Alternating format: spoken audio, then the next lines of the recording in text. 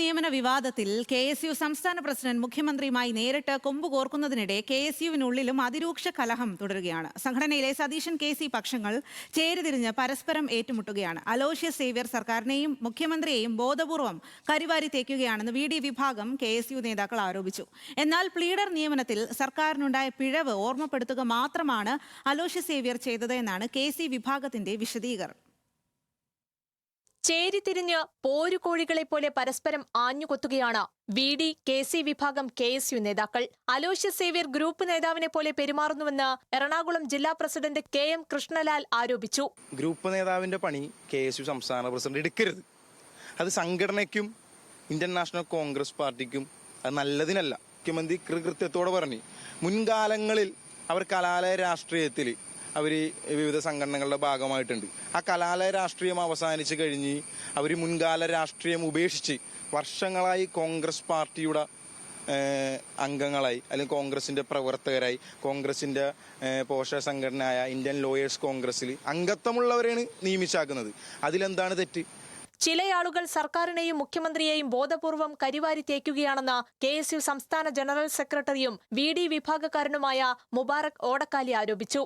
Aloysius സേവ്യറുടെ വ്യക്തിപരമായ അഭിപ്രായ പ്രകടനങ്ങൾ KSUവിന്റെ കൊടിയുടെ തണലിൽ വേണ്ട. സംസ്ഥാന കമ്മിറ്റിയോട് പോലും ആലോചിക്കാതെയാണ് സംസ്ഥാന സമിതിയുടെ പേരിൽ അലോഷ്യസ് പ്രസ്താവനകൾ ഇറക്കുന്നത്.